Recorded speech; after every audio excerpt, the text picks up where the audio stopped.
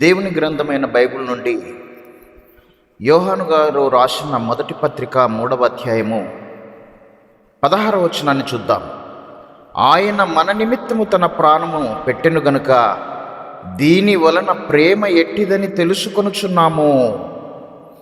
మనము కూడా సహోదరుల నిమిత్తము మన ప్రాణములను పెట్టబద్ధులమై ఉన్నాము. ఈ మాటలు ఎవరు రాస్తున్నారండి? యోహాను గారండి. యేసుక్రీస్తు చేత ప్రేమింపబడినటువంటి శిష్యుడు. ఆయన రొమ్మున ఆనుకుని ఉండే ఒక అద్భుతమైనటువంటి మంచి వ్యక్తిత్వం కలిగిన వ్యక్తి.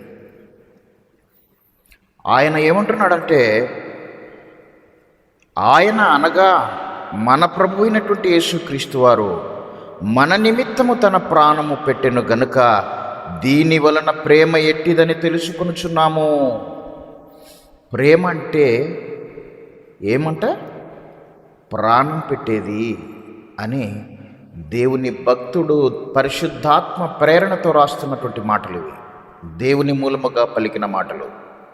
ఈ ప్రపంచానికి దేవుడు చెప్తున్నాడు, నాయనా ప్రేమ అంటే ఏదో తెలుసా? ఒక్కసారి మీ అన్నయ్యను చూడండి. నాకు పుట్టిన జ్యేష్ఠ కుమారుడైన మీ అన్నయ్య అనగా యేసుక్రీస్తు ప్రభువును చూడండి. ప్రేమ అంటే ఏంటో ఆయన నేర్పిస్తాడు మీకు. ప్రేమ అంటే నీ సహోదరుల కోసం ప్రాణం పెట్టేది నాయన, ప్రాణం తీసేది ప్రేమ కాదు అని దేవుడు తన కుమారుని ద్వారా ఈ ప్రపంచానికి ప్రేమను నేర్పిస్తున్నాడు. అందుకోసమే బైబిల్లో సారమంతా ఒక్క మాటల్లో ప్రభు చెప్పాడు, నిన్ను వలె నీ పొరుగు వారిని ప్రేమించుడి అన్న మాటలోనే బైబిల్ సారం దాగి ఉంది అన్నాడు. ఎంత గొప్ప మాట అండి!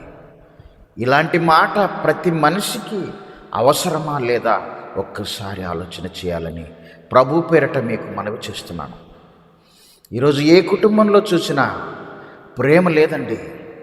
ఏ మనిషిలో చూసినా ప్రేమ లేదండి. ప్రేమ చచ్చిపోయింది. కారణం దేవుని వాక్యం మానవ హృదయాల్లో లేదు. ఇప్పుడు చదివించాను కదా, ఇలాంటి మాట మానవ హృదయాల్లో ఉంటే ఏమంటున్నాడు ఇక్కడ? ఆయన మన నిమిత్తము తన ప్రాణము పెట్టెను గనుక దీని వలన ప్రేమ ఎట్టిదని తెలుసుకొనుచున్నాము. మనము కూడా సహోదరుల నిమిత్తము మన ప్రాణములను పెట్టబద్ధులమై ఉన్నాము. ఎంత మంచి మాట అండి!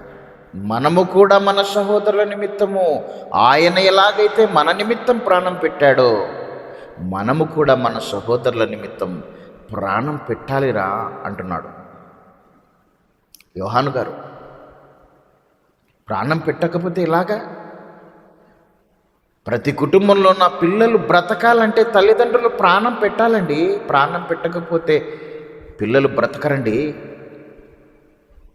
ఉదయం లేచినప్పటి నుండి రాత్రి పడుకునే వరకు తల్లి తండ్రి రెక్కలు ముక్కలు చేసుకొని తమ తెలివితో, తమ జ్ఞానంతో, తమ శక్తితో తమ ప్రాణాన్ని పెట్టి తమ గర్భవాసమున పుట్టిన పిల్లలను పెంచి పోషిస్తారండి. మనం చేసేది అది కాదా? ప్రభు చేసింది అదేనండి.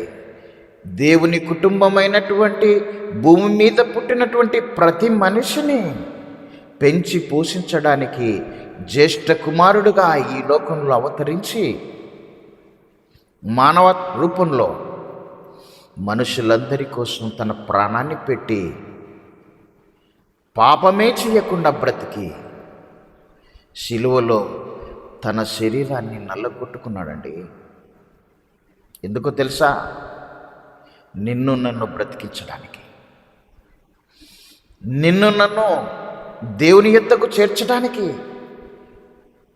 దేవుని శాపం మనం పొందకుండా, నరకానికి జారిపోకుండా, నిత్య నాశనము వెళ్ళకుండా ఆపివేసి దేవుని నుండి వచ్చేటటువంటి శాపాన్ని ఆయన మీద మోసుకొని మానవాళి చేసిన పాపముల నిమిత్తమై తన్ను తానే అర్పణగా చేసుకొని, బలిగా చేసుకొని 2000 సంవత్సరాల క్రిందట తన శరీరాన్ని బలి చేసుకున్నాడండి, బలి ఇచ్చాడండి.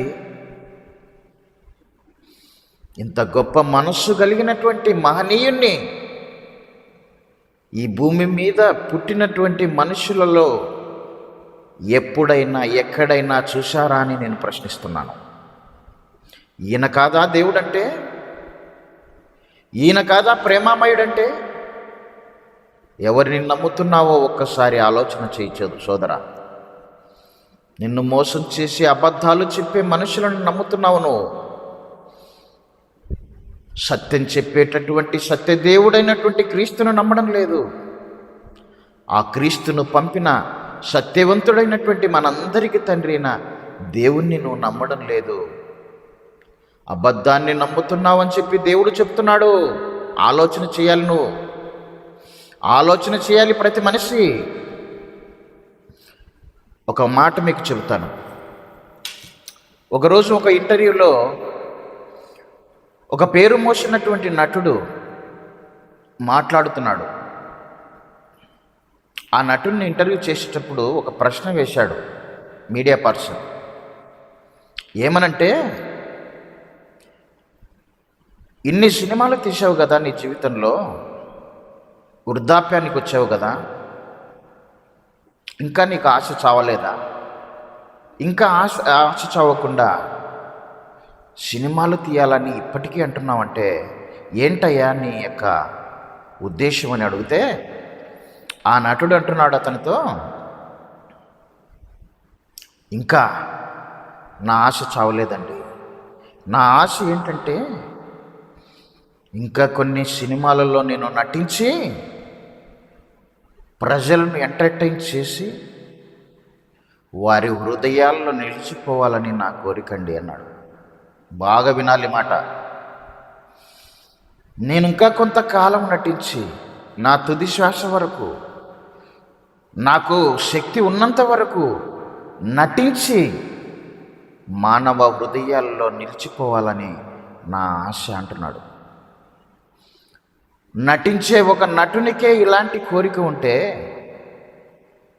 మానవాళి కోసం తన ప్రాణం పెట్టినటువంటి మనుషులందరికీ ప్రభు అయినటువంటి యేసుక్రీస్తు జీవించాడు.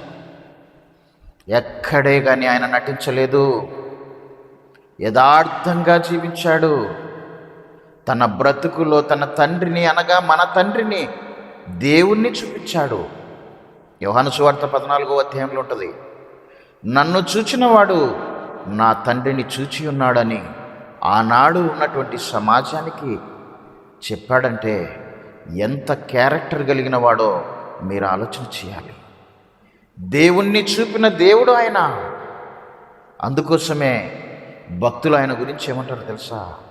ఆయనను నిరంతరము నువ్వు స్తోత్రార్హుడవు ప్రభువా, నువ్వు మహనీయుడవు, మహాదేవుడవు అని చెప్పి ఆయనతో తిరిగినటువంటి భక్తులు, ఆ సమకాలికులు మాట్లాడుతున్నటువంటి మాటలండి ఇవి.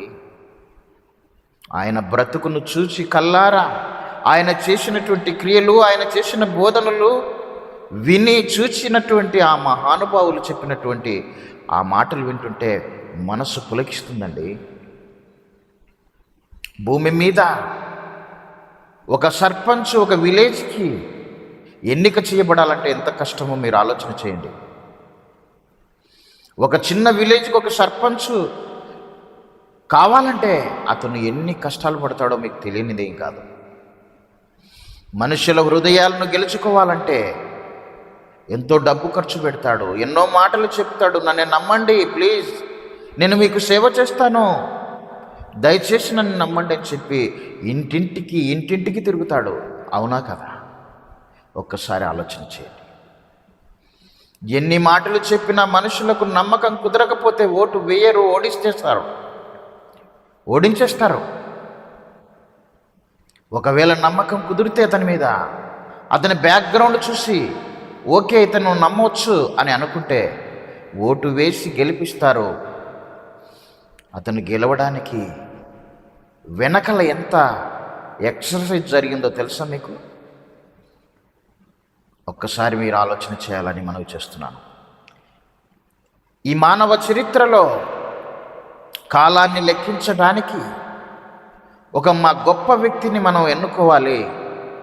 ఎందుకంటే ఇది చాలా అవసరం అని చెప్పి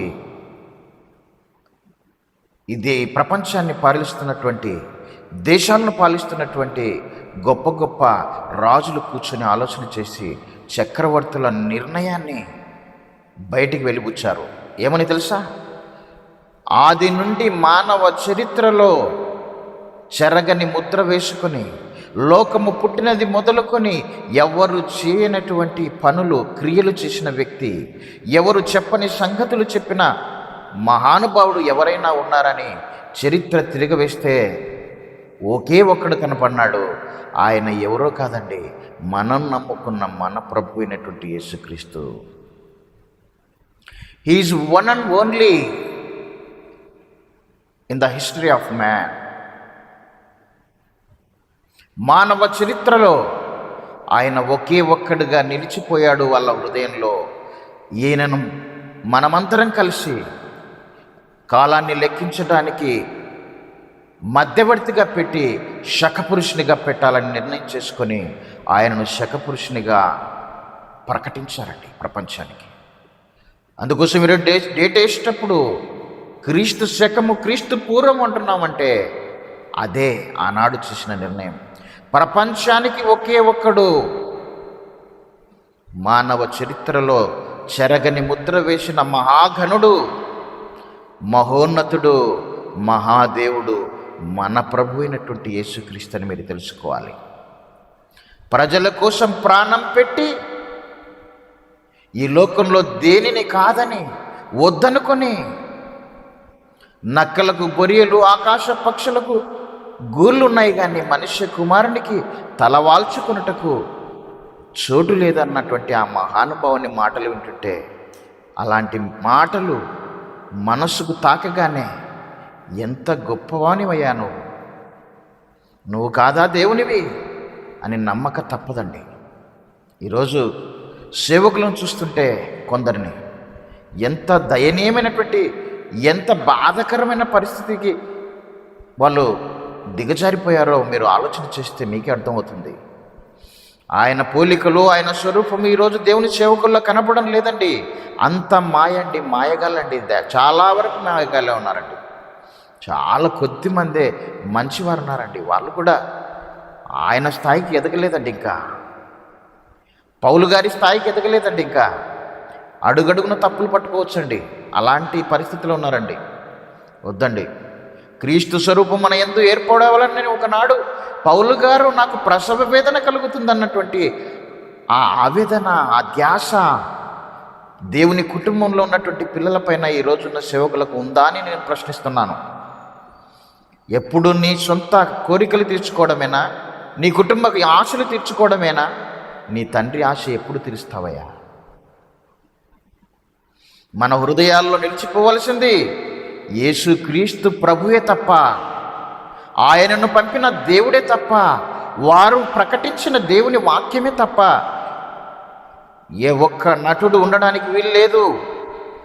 నటుడైనటువంటి ప్రతి ఒక్కరిని మీ హృదయంలో నుంచి తీసివేయండి. నటుడండి, వాణ్ణి నీ హృదయంలో పెట్టుకోవడం ఏంటండి? పిచ్చి కాకపోతే నీకోసం ప్రాణం పెట్టిన real hero he is Jesus Christ only.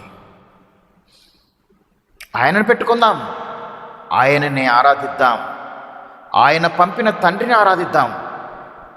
అందరికీ వందనాలు. థ్యాంక్ యూ అన్నాడు. God bless you all.